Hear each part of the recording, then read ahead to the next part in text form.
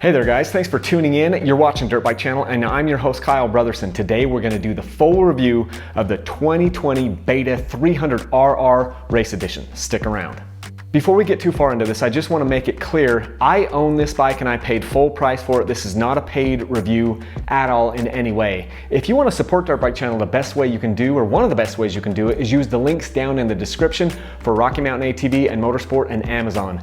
It wouldn't cost you anything and it certainly helps me to continue to do these reviews.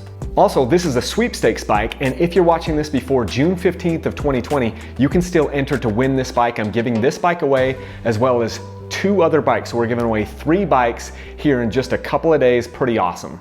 Before we get super deep into this video, I should mention that I don't watch other people's reviews of these bikes. I'm creating too much content to want to go consume it on YouTube. The thoughts that I have right here are all my own. I have not watched a single other person's review on this bike, and I don't watch other people's reviews on any of the other bikes that I do because I want to go in with a fresh, clean slate and learn what I'm going to learn. I've had this bike for over 6 months now, and you get a special view of the bike after you live with it and work on it and do all of these things and take it to everywhere from, St. George to Idaho and take it in all kinds of different terrains and different environments. You learn a ton about it, and I've learned a ton about this bike. Let's talk about what I've learned.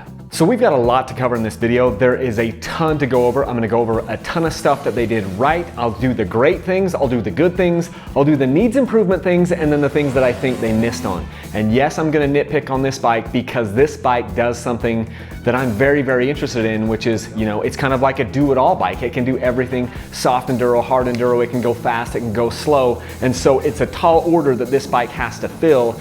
And it does a lot of the things very well, and then there's some of the things where I think they've kind of missed on it. And so I'm gonna nitpick on the good and the bad, but just know I've owned this bike for over 6 months and I've come to know it very, very well. There are things that we've had to do on this bike that I haven't had to do on any other bike, but it does perform in the place that I've got it right now. So yes, this is, or I should say no, this is not a bike that I fell in love with instantly. I had to develop the relationship over time. I mean, today, it's given me a ton of confidence. And I cannot say that I loved this bike, but I can say that I liked it. The other thing you can always know is that I'm 100% honest and transparent with you. And so you should know that in my reviews going forward. Didn't love it, but I do like it, and here is why. First and foremost, this is probably the best looking dirt bike that I have ever purchased. I mean, just look at this sucker. Every time it's been in my truck, I'm like, that is so sharp. They just nailed the styling. They nailed the color combos on this 2020 Race Edition. It is amazing to look at. Another thing that is great, it's this motor. The 300 two-stroke on this Beta is very tractable where it needs to be. It's typical for a 300 two-stroke. It's got lots of power in the low end. It's got lots of power in the mid-range and where you're always at.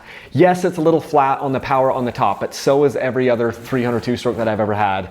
But the motor is actually probably the brightest spot on this bike. It just does its thing. We'll get into the counterbalancing later, but just the way the power is delivered is awesome. Another thing I loved is that there's plenty of adjustment up in the triple clamps because you can actually have like 6 different positions. There's 3 different holes in the triple clamps which you can install your bars, and then you can turn the mounts around, so you got 6 different ways, 6 ways from Sunday to have your bars. Another thing that's awesome about this bike is it starts instantly. It didn't matter whether I had the stock carburetor on it, the Electron carburetor on it, or the Smart Carb on it.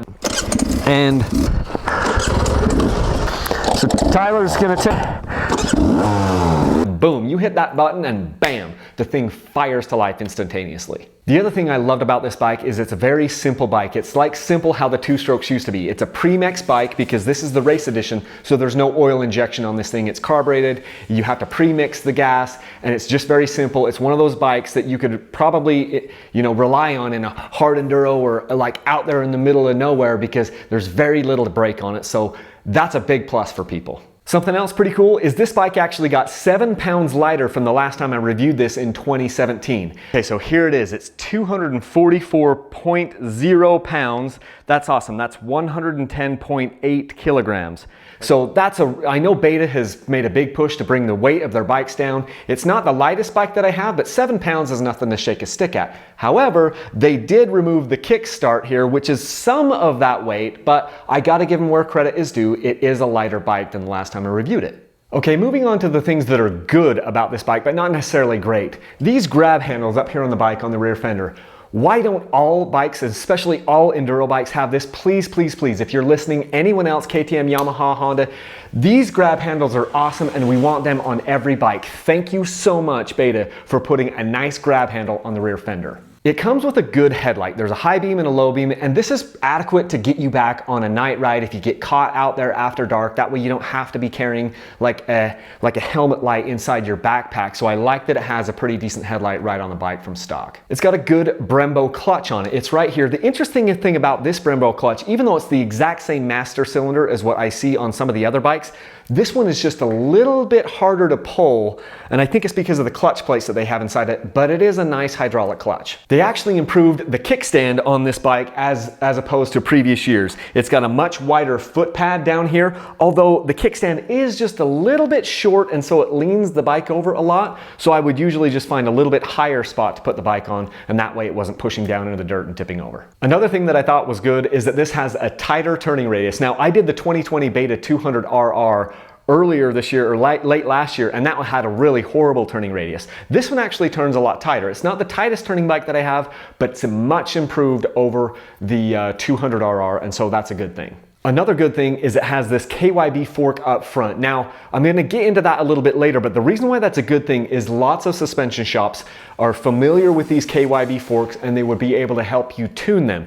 Just be aware though that you probably are going to have to tune them because this is a very rigid frame, and there was a little bit of a tricky thing that happened with the valving on that. I'll get to that later, but I do like that it's an awesome platform here with the KYB forks, and then just how this gold looks against the red and the blue.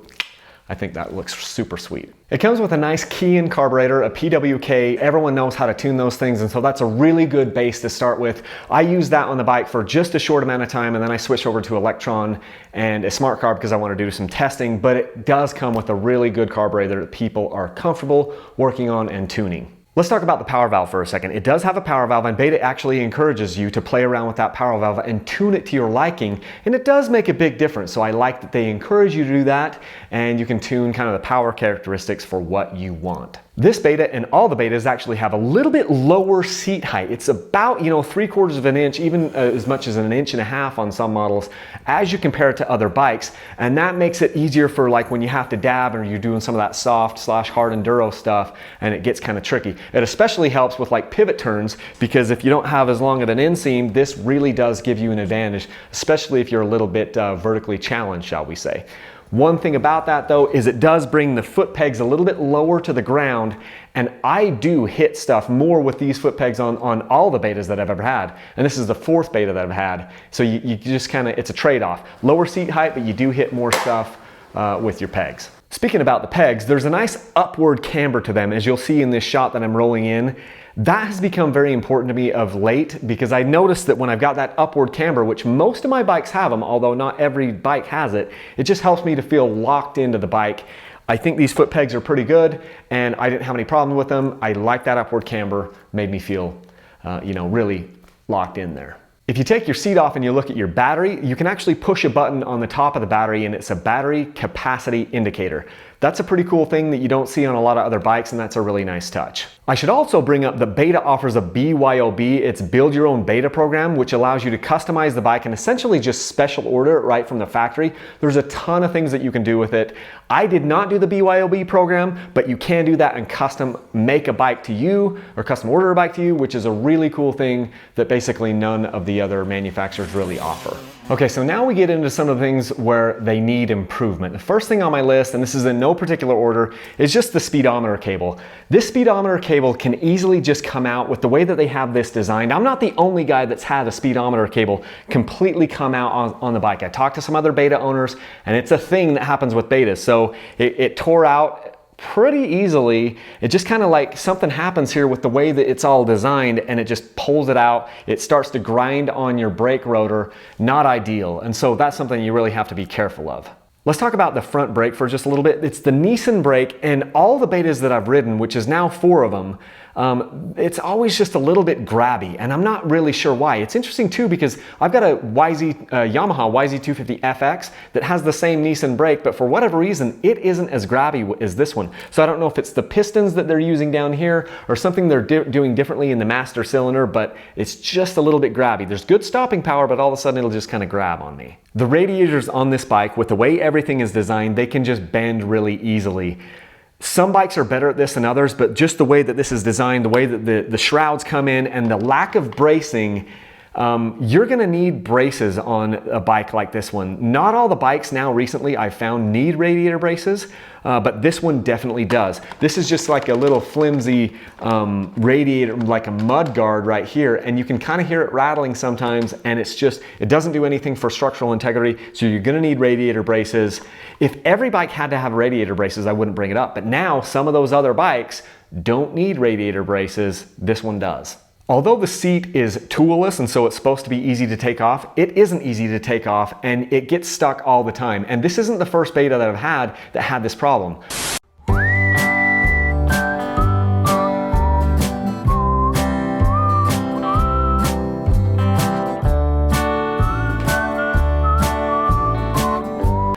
Of the 4 betas that I've had, there were 2 of them that I couldn't really even get the seat off ever, or maybe even 3 of the 4.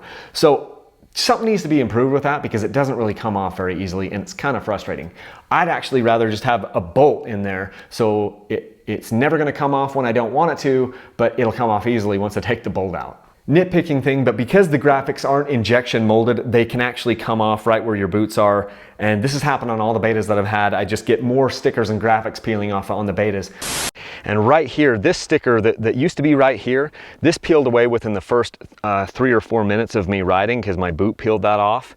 Talking about the plastic is also very sharp in a lot of places, especially right back here on the rear fender. I will cut myself sometimes when I'm like lifting the back of the bike up to put it on a stand. So I've had to go through and like take a little bit of sandpaper, and I should do it a little bit more because it's very sharp and it can just cut you, which is weird. So Beta did a big press release in 2020, or at least 2019, about this, saying that they counterbalanced these bikes, and so it was just gonna be electric smooth.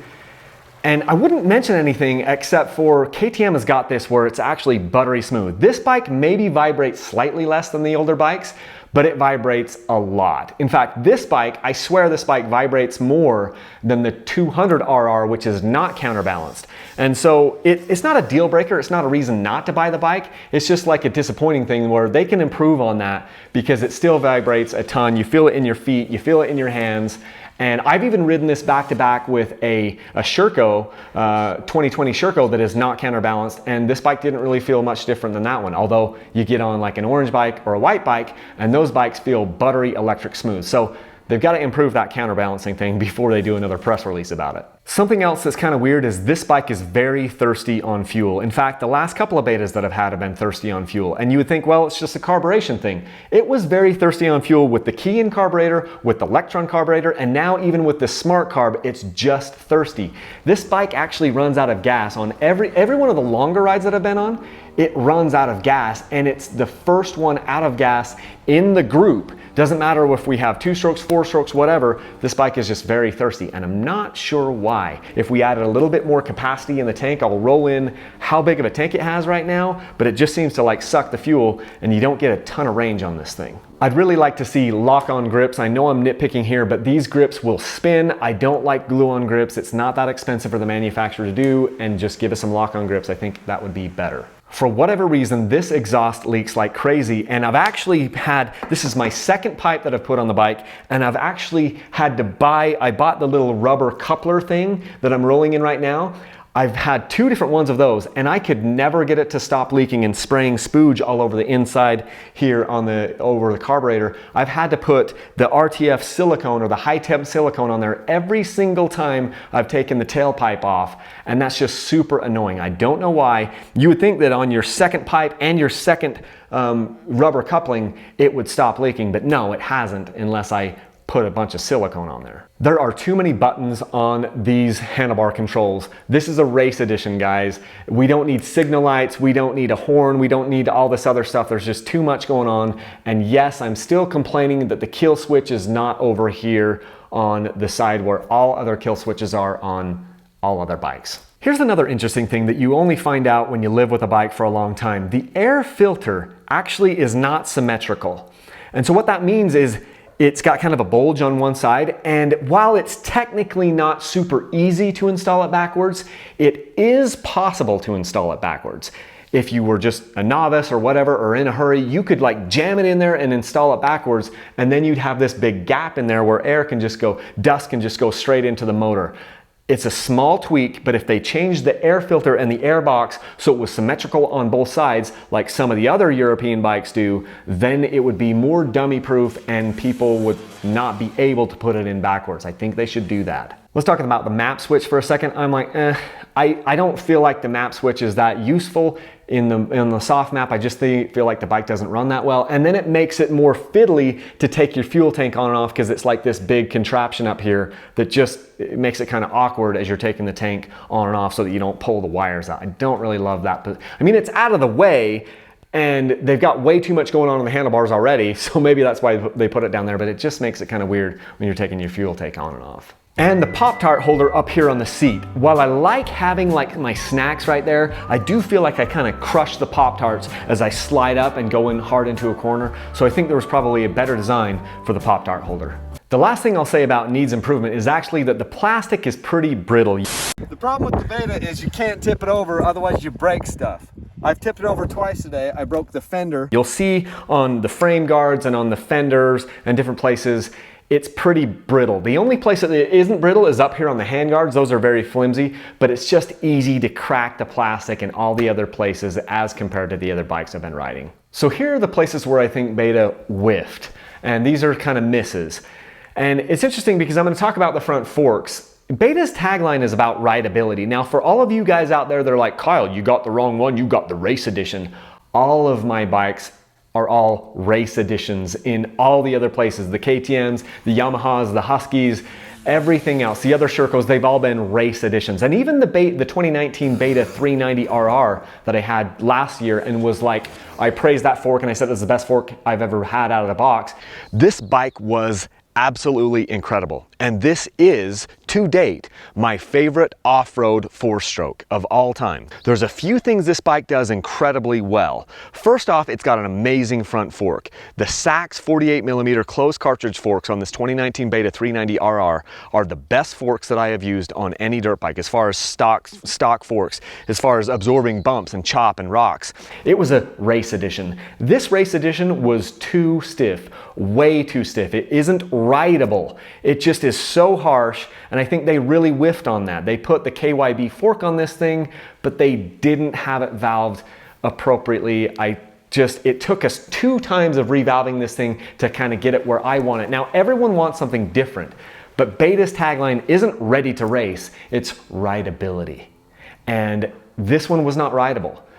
The other 2020 Beta, the 200RR that I had, it was definitely rideable. The 390RR Race Edition, it was totally rideable. This one was not, that's a whiff. Hopefully they'll change the valving in 2021 to make this thing a little bit better. Another whiff. I don't know why, but this trip computer keeps resetting. It keeps going back, you know, I turn it over to miles, it keeps resetting to kilometers, and then it would reset and I would lose my hours and I would lose my mileage. And so it's hard for me to keep track of the mileage and the hours because the trip computer kept just resetting randomly and I'm not exactly sure why. That brings me to another miss. They just need to put an hour meter on this thing. Not every manufacturer does it, but I think more manufacturers need to start doing it. Put an hour meter on the bike that is basically connected to the ignition or to the spark plug so that it counts the hours on the bike so you can track your maintenance better and all of those things. That's a miss. It's not hard to do, And obviously we can do that later, you know, after in the aftermarket, but just give it to us from the factory, please. Another miss is we need finger clickers. Now I know KYB doesn't come with finger clickers, but I actually had finger clickers installed on this bike because it is so flippin' annoying that in 2020, a lot of the bikes still coming to us when we're paying like $10,000 out the door, you can't actually use your clickers because your handlebar is right over the top of it. We pulled the bars off because the Holy Trinity decided that a clicker is sacrilege. And what you need is a real screwdriver, because if you're just using your fingers, we know fingers can get us in trouble. Have you ever used you know what I'm talking about. So you buy some stupid little right angle, you know, screwdriver, or you buy like a little teeny flat screwdriver that you put in there. It's nonsense. Just give us finger clickers.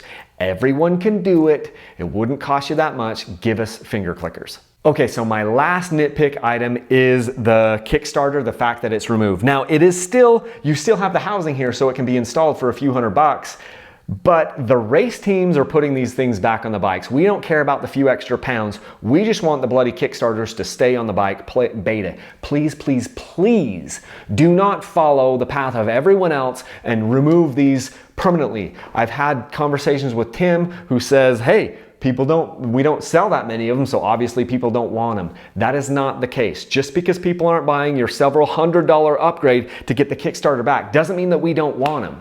It's just, it's a hassle to do it. We want the Kickstarters on the bike. That is the end of my rant. Okay, so I don't know how long this video is going to be because I'm just still in the shop recording it, but it's very long. I've gone through a ton of stuff. This is how I like to do these things. I like to be open and honest and give you a ton of information. This is something that you don't get anywhere else. At least I don't think there's anyone else who's doing this type of in-depth reviews on these bikes. If you want to support me, the best way to do that right now, or at least one of the ways to do that, is to use the links down in the video description for Rocky Mountain ATV. Please go there, or you can go to my website. Up in the upper right hand corner, there's a links button that you can click on and get some links. If you want to email me, I can send you a link that you can easily bookmark. My email is down in the description, or it's kyle@dirtbikechannel.com. You can just email me there. Also, this bike we're giving away. Again, if you're watching this after June 15th, you can't get in on it.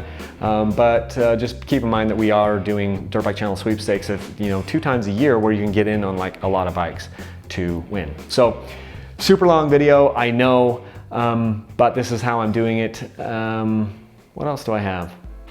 I don't know. I think that's about it. So until next time, leave a single track. Thanks.